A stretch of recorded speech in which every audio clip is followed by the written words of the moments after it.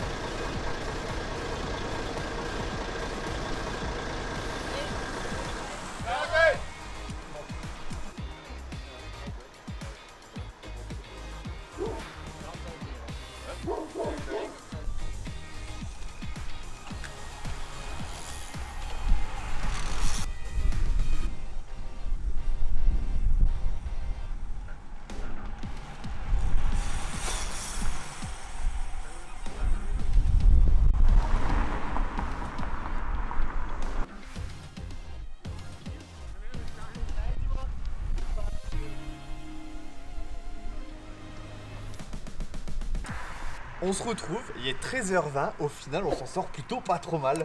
Ouais. On est vraiment en fait à l'endroit où on vient voir la course. C'est vraiment un milieu, un croisement en fait, on est quasiment sûr de ne pas les louper. Ils arrivent comme ça, ils repartent, ils reviennent comme ça, du coup. Donc en général c'est sûr qu'on peut les voir 2 fois, Ouais. donc c'est vraiment cool. Le vent est en train de monter là au fur et à mesure quand même de la matinée. Il fait du coup forcément un peu plus frais. Juste après là, du coup, on va avoir un passage de la Lidl Trek. Il y a des mecs de la Tudor qui arrivent. Bon, ils viennent juste de passer, vous avez vu, on a pu aller au bus de la Tudor. Ouais. Donc ça c'était sympa, c'est le seul bus pour l'instant de la journée on a vu et je pense que ça restera le seul bus. Je pense aussi, ouais. Mais plutôt en vrai une bonne journée, on a vu pas mal d'équipes déjà. Carrément. C'est pas fini. Normalement, ils devraient encore avoir la Ineos qui devrait passer parce qu'ils sont montés le Quarmont, mais ils sont pas pris les pavés. Et on a vu aussi la Bahreïn, Ouais. mais ils n'ont pas pris les pavés. C'est possible que ça repasse à un moment donné. Et puis bah voilà, de toute façon, C'est beau pour une première quand même. ouais, pour une première c'est beau, bah après on est vraiment à l'endroit parfait.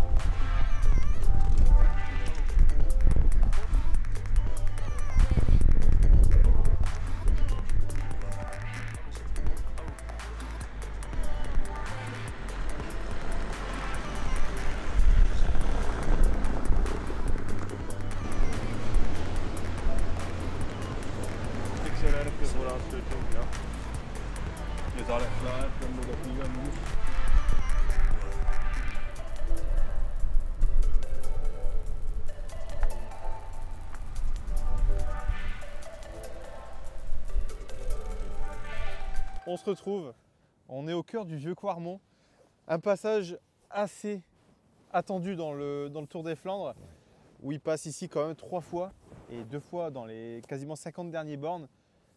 Franchement, je ne pensais pas ça si dur. On a fait les premières rampes qui sont en asphalte. C'est quand même assez dur. Bon, pour en revenir au reco, on a eu de la chance, on a vraiment vu du monde. Pour une première, là il est 15h20. Ça se termine, il y a encore beaucoup de cyclos il y a pas mal de choses organisées autour. Il y a vraiment beaucoup de motos, de vannes qui suivent des gros groupes. C'est vraiment très intéressant. Quelque chose aussi qui est très sympa, c'est qu'on a pu voir pas mal de coureurs pros, mais qui n'étaient pas forcément là pour la reconnaissance. En fait, juste ils venaient pour leur entraînement ou voir peut-être les copains s'entraîner. Mais du coup, c'est sympa, on a vu pas mal de femmes et d'hommes qui ne sont pas présents sur le Tour des Flandres et qui étaient là en train de regarder. Donc plutôt cool pour une première. Là il y a de plus en plus de vent, donc de toute façon depuis 14h20 à peu près on n'a vu personne. Là on attendait un petit peu ici au cas où, mais on se doutait qu'on n'allait plus trop rien voir. Moi j'avais en tête jusqu'à 14h30, donc c'est à peu près ça.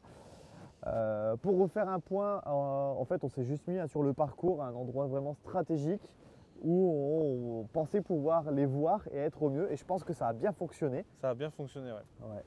Donc ben voilà, là on va continuer, on va peut-être aller faire un petit tour, mais la journée va se terminer tranquillement.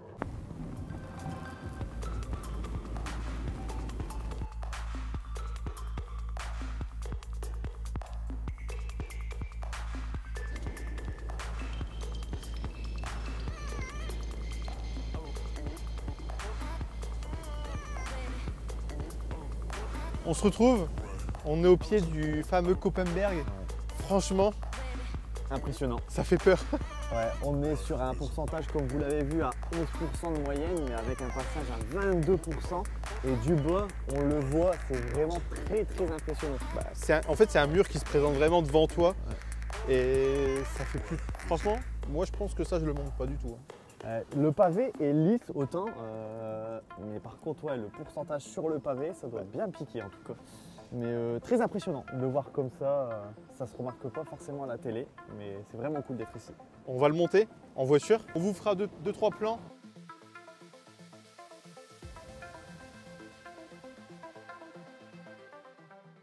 On se retrouve au Canariberg, on était ici vendredi pour le 3. Ouais. Fin de cette journée de reconnaissance. Plutôt sympa, on a vu vraiment des équipes même qu'on n'a pas l'habitude de voir, par exemple avec SD Works. Ouais, carrément. Franchement, je pense que c'était à moi, ça va la première fois que je voyais Demi-Vollering, le Tokyo-Peki, à part sur Paris-Roubaix en course. Ouais. Mais c'était vraiment sympa. Non, franchement, bien cool. On a vraiment eu de la chance, on a pu voir beaucoup d'équipes.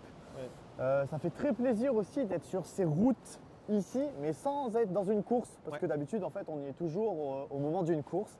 Et c'est très sympa de pouvoir voir ces routes, ça donne envie de venir rouler ici. Carrément. Pour comparer un peu, que nous, on est vraiment Roubaix, de Mons-en-Pevel, les pavés, on voit, ils sont carrément plus propres que les secteurs pavés de Paris-Roubaix.